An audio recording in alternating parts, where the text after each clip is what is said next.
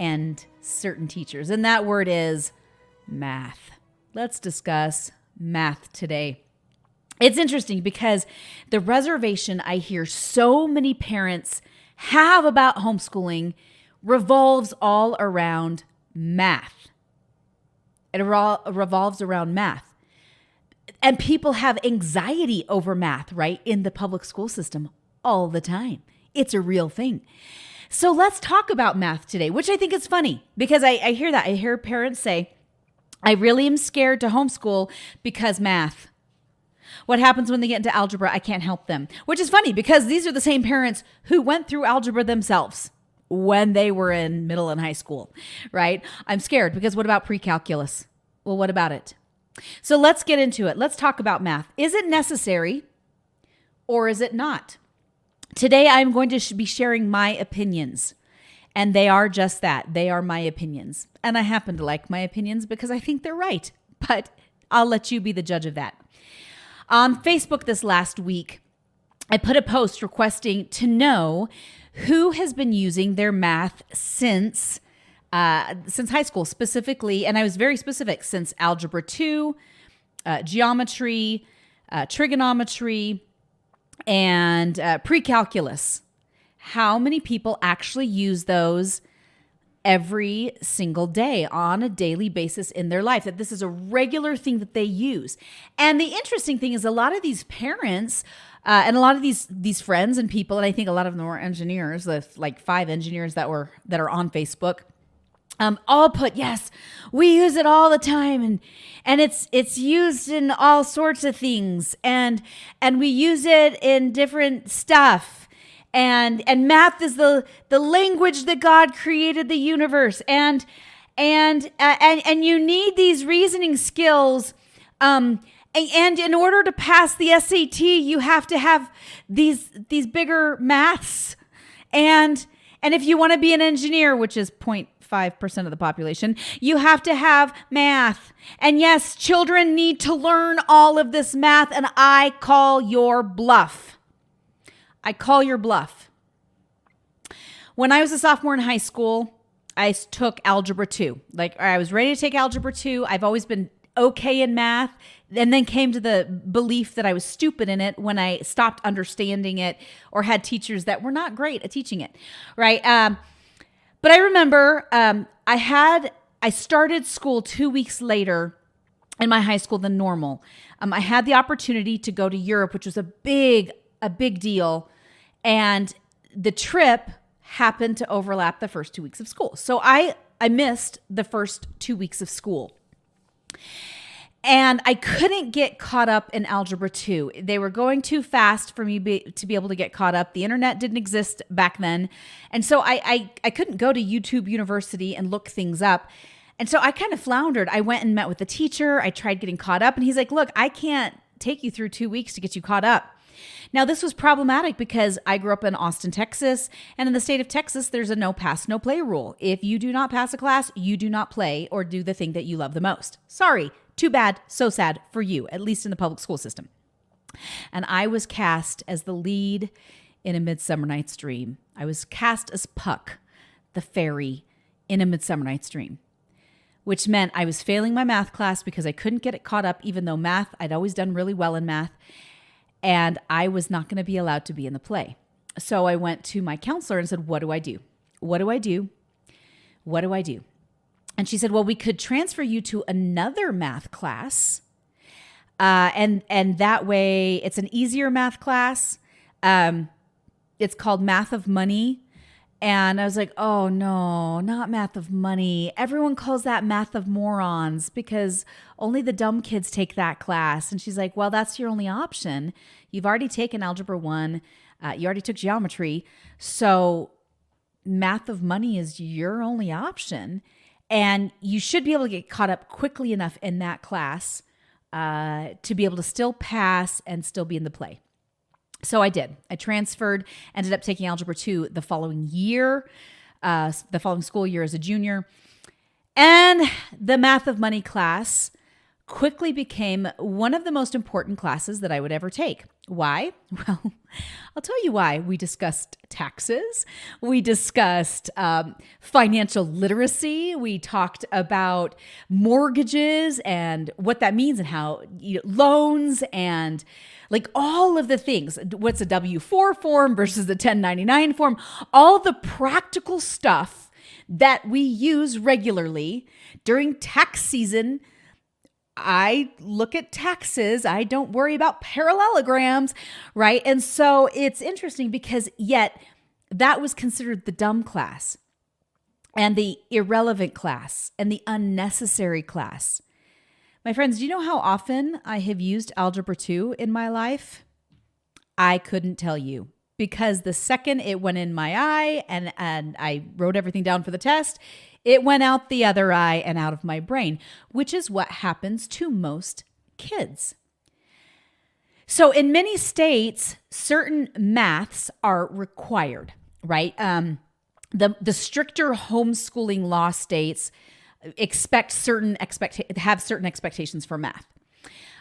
Thankfully, I live in a state where our expectation, it says for homeschooling. Now, it's different for the public school. They have their different set of laws for public schooling. But for homeschooling, it says you must do math. But it doesn't specify which math or how much you have to do.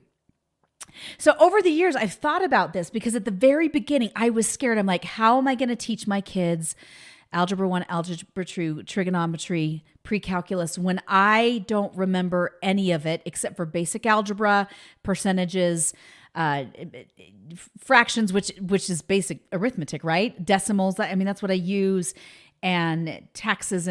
But again, most of that is basic math. And I was worried about that. And I really stressed about it for a long time. And I made sure my kids took online classes that had tutor availability. I was aware of what tutors were available. And this became a big stress for me.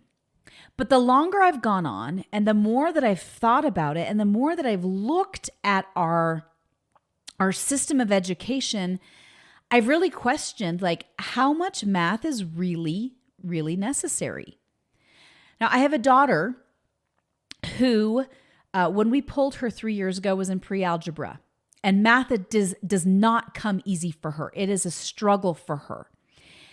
And we would try, every year we would try a different curriculum. We would try a different curriculum and we try a different curriculum. And she's like, I just can't do this. Last year, I finally said, you know what? We're going to take a year off of doing math. We are. And let's see what happens. And then this year she said, Mom, I want to conquer pre-algebra. And I said, kiddo, what if we tried you just doing algebra? Because algebra is actually something that you will use to figuring out some things. Not all of it, but enough of it. So I started her on, an online algebra class through, I think it's called CTC or CYC. Anyway, and she's doing great with it. But again, I've come back to, do they really need it? I've mentioned this in the last podcast. My 16-year-old son refuses to finish Algebra 2.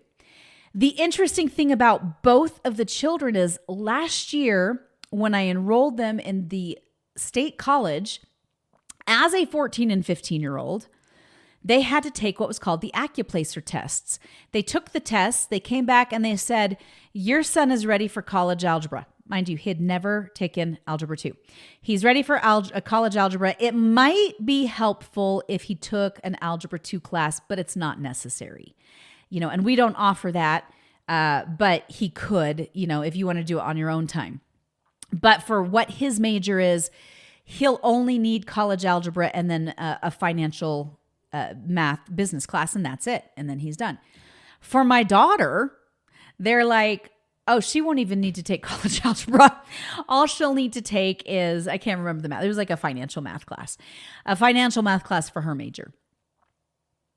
That was it. I was shocked. I thought that in order to go to college that they had to be proficient in certain maths. Now, in order to take the SAT and ACT, they do. But this is interesting. Do we learn math and spend all this extra time on math just so that we can take a test? Now, and think about this. How many universities are no longer requiring the SAT and the ACT tests? A whole lot of them. So is it necessary for these kids to take math? Like Algebra 2, geometry. Now, do they need to know some geometric principles? Yeah, absolutely. If they're quilting, they might need to learn stuff about angles. That's fair. But guess where you can learn that really fast without having to take an entire year course working on it every day for an hour? Where can you learn it in a few minutes? YouTube.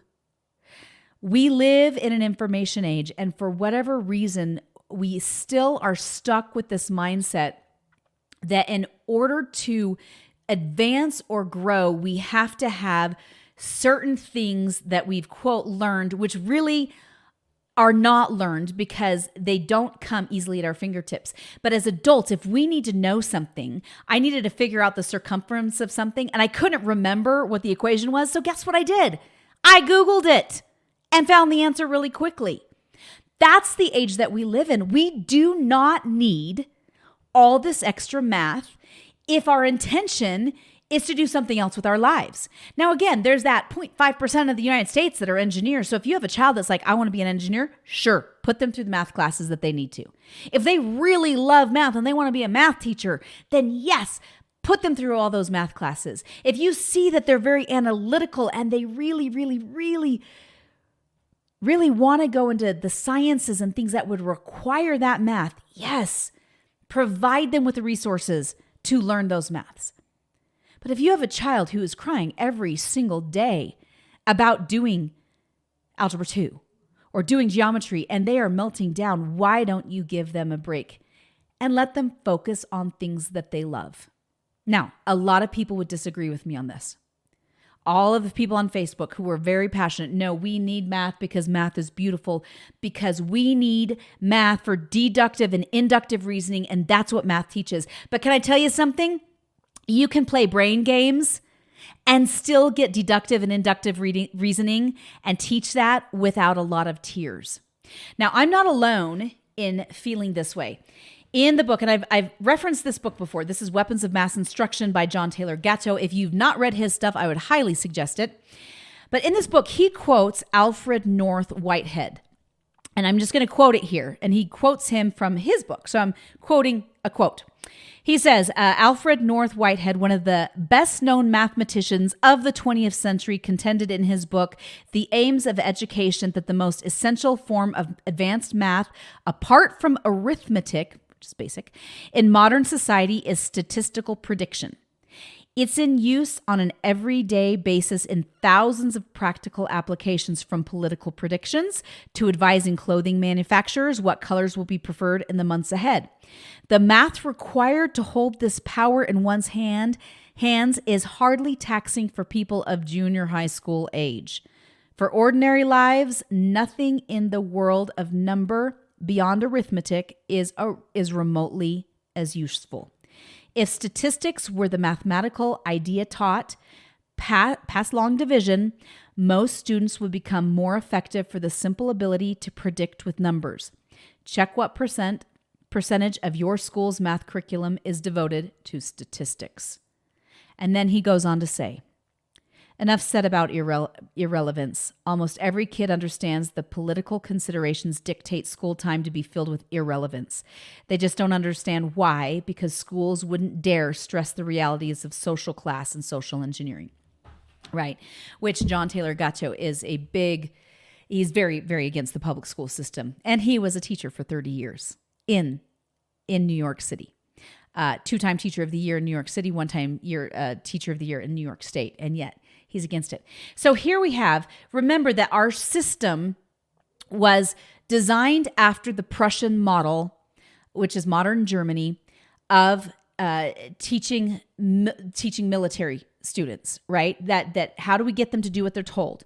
One of those things that they did was, let's teach subjects separate of each other, and let's not let them see the practical applications of these things, right? Because it's when we see the practical application that things stick in our brains. Otherwise, things go right out our brains. We know that. we know in order for things to go to long-term memory, children have to see the practical relevance of it, that it matters to them in their lives for whatever purpose. And then it will go into long-term memory. I can do basic algebra because there's things that I use every day. I can do basic fractions because I cook every single day. My kids can do basic fractions because they cook every single day. My kids are big time cooks, and they started cooking when they're little, right? But these upper level things like the equation for parabola, I'm sorry. Man, I'm grateful that I took that math of money, AKA math of morons class when I was in high school, because I use that every single tax season, every year. Every year I use that. And I've had to fill out W-4 forms, and I've had to fill out 1099 forms, right? I use that math. I know percents. Why do we know percents? Because if the grocery store is having a percentage off sale or a clothing store is having a 10% off sale, we want to figure out how much we're not going to pay extra, right? That's when we use math. And really, that's what we use for. So sorry to all of you who posted on Facebook. No, math is so relevant and it's so important, because unless you're in a career that really involves that upper level math, it will not be used. It will be a waste of time, especially when you've got kids that are like, I just want to dance. I just want to do art. Now, this is the artist in me because I was a theater teacher, right? And so I didn't necessarily, I was like, numbers, right? But the truth and the reality is they may not need all that extra math. And the pressure that you're feeling, unless it's in the state law that they have to learn it, why? Why do they have to learn it? And why do you feel anxiety when you once learned it and now you have to help teach it? Why? You know why you're nervous? Because you don't use it anymore, so you don't remember it. Well, your kids are not going to be any different. They're not. There is an interesting TED Talk that came out by a man by the name of John Bennett, and he is a math teacher for. He's been a math teacher for many years, high school and middle school, and he talks about this, that he realized for the longest time that when students would ask him, "When will I ever use this?" that he would have to justify when they used it. And over the years, he finally realized, he's like, I can't lie anymore. They're not going to use it, except for maybe taking the SAT and ACT. And the skills that we need to teach them, those deductive and inductive reasoning skills, those things can be learned in a lot less stressful ways than teaching Algebra 2. And his contention is, well, if you want to learn or teach your child inductive or deductive reasoning, have them play games. There's the game 20 Questions. Great reasoning game. And it doesn't cause any tears. Now, will your child need to learn addition, subtraction, multiplication, division, basic fractions, decimals? Yes, they will. They will be using that on a daily basis. Do they need to learn financial literacy? Absolutely. Do they need to know how to keep a budget? 100%. Somehow that was lost on the American population as we have a nation full of people who are in debt, right? But we want to make sure that they have calculus. We want to make sure they have trigonometry. But by golly, we don't want to teach them about debt and how it works and why it's not always the best thing. No. My friends, we have it screwed up in our system. Let's teach the most important things to these kids so that they can be successful, thriving adults. And if they need some of that upper level math, guess what? Have the confidence in your kids that they'll be able to figure it out. I was talking to a friend of mine yesterday, and she told me, she said, she's a homeschool mom, and she's been homeschooling for 20 years. And she said, I didn't do much math with my kids other than the basic required stuff. Math, addition, subtraction, multiplication, division, percents, and decimals. And I said, what happened? And she said, well, my daughter was taking college chemistry class. And she called and she said, Mom, why didn't you teach us this math? I don't know how to do it. And she said, well, what are you going to do? I didn't teach it to you. What are you going to do? So the girl spent an hour and learned on YouTube how to solve the problems and how to do that portion of math that she needed for chemistry. And guess what happened? Without spending an entire year learning that math, in just a few little short minutes on YouTube, she was able to learn the math needed for those chemistry problems at that moment. And guess what? She got an A in chemistry, in college chemistry, without having taken a geometry or an algebra 2. I don't think she took an algebra 1 class, and she figured it out. Another mom that I've spoken with had a son who decided that he wanted to go to college, right? And part of it is like, what is their end goal? Do they want to go to college? Some may not, and you may not need it. But he decided he wanted to go to college, and he was 16 or 17 and hadn't done any upper level math. Well, some people will say, no, that's not upper level math. It depends on who you talk to, right? But he hadn't done any of the middle or high school math. And yet the college that he wanted to go to required that kind of math. So what did he do? Well, he took one math class after another, and in 4 months, he had completed Algebra 1, Algebra 2, and Geometry in 4 months. All that he needed so that he could apply to the university that he wanted to. How was he able to get through it so quickly? Well, first of all, he was emotionally developed enough to handle it when he needed it. Secondly, he had a purpose behind learning it. He wasn't learning it just to learn it. He was learning it because he had an end goal in mind, right? I have to get into this. I want to get in this university. In order to apply, I have to have taken these math classes to put on my transcript. So I'm going to learn these things, and then I can take the SAT and ACT. Like, he had an end goal in mind. So he was able to get through it very, very quickly and do very, very well. Sometimes our children are not emotionally ready for some of these upper level concepts. And it's okay to take a break with them. It's okay to say, okay, I feel like I want, if you're one of those parents who's like, no, they have to have all these maths, then it's okay. Give them a break. Give them a few months. Shoot, give them a year or two. And then come back to it if you have to. But you may not need to. The other thing is we also tend to think like, oh no, if I don't have these math classes now, my future is totally hopeless. We have this like all or nothing thinking.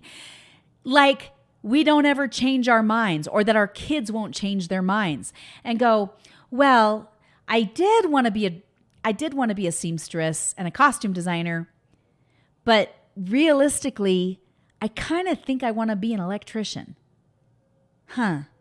Right? We act as if that never happens. Do you know how many people in college change their major and how often? It's ridiculous. And by the way, they've spent thousands of dollars in the meantime on classes that they may or may not have needed. So my whole point today, guys, is that how much math they need. Number one, depends on what your state regulations are, and hopefully they're lenient. And math is all that they expect and not something specific. Number two, what are the interests of your child? And will they need that math, or do they want it? Because they might. My little 11-year-old adores math. And he's asked me, can I have math curriculums? And I said, absolutely, you bet. And I made sure that he is in curriculums, and he loves, and he does it every day. Monday through Friday. Saturdays, he takes off he's like, I'll read, but beyond that, I'm just going to play in things.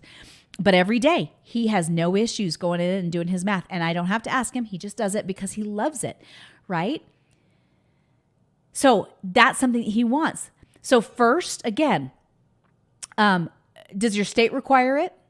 Number two, does your child in their future, is that something that they would want? Number three, do they love it? Is that a subject that they want to continue and pursue?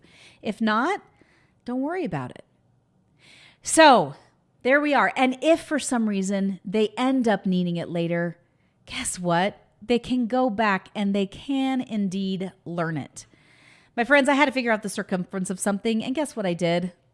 I couldn't remember what the formula was. I Googled it like everyone else does, because we live in the information age. Have we forgotten that? My friends, we live in the information age.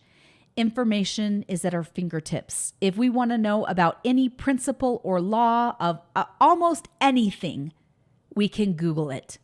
And the answers are at our fingertips. Whether it's something about chemistry or a grammar principle or a mathematical concept or principle, it is at our fingertips. It's not like as soon as our kids become adults, all of the information that they have has to be in their head. It doesn't.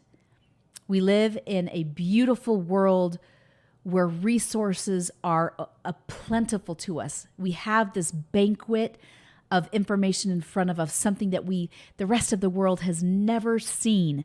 The history of the world has never seen anything like this before, to have this much information at our fingertips at all times. Now, I would say one thing. This gentleman in the book, Dr. Alfred Whitehead, the mathematician, he said kids need statistics, and that's absolutely true. And yet it's the one thing that our kids are not taught in public school. It's not pushed. But a lot of other garbage is that they really don't need. And I apologize for those of you mathematicians who are like, math is not garbage. It's not. It's needed to build stuff. And yes, we do use it to build a lot of things. Usually the computer does that and not people anymore. It's already programmed in. Programmers do program it in. I mean, even architects tend to put stuff in the computer and it solves it for them. They don't have to do it on paper. Just saying. Anyway, so if you are concerned about mathematics, my friends, do not be worried. Your kids will be just fine. Again, follow your state laws, because I don't want somebody suing me saying, she told me that I didn't have to do this with my kids. Follow your state laws. I'm not an attorney. But if you really want to help some of your kids, why don't you focus on the things that they love and give them the time and the space to do what they love, to learn about what they love? Why don't you give your kids the gift of understanding finances? Why don't you give your kids the gift of understanding statistics? Because those are things that they will need and they will have to use throughout their lives. Why don't you give your children the gift of how do you cook? Because guess what? They're going to have to eat every single day. So that's my lecture to you today. I'm jumping off my mathematical soapbox. I wish you the very best, parents. You got this. There's tons of math resources out there if you need them, if you need to teach them. You don't have to reinvent the wheel. You don't have to guess. But you got this, mamas. Have a great week. Thank you so much for listening. And if you like this podcast, please be sure to sign up for our weekly newsletter at schooltohomeschool.com. That's schooltohomeschool.com. Join our private Facebook group, School to Homeschool, and follow me on Instagram, Janae.Daniels.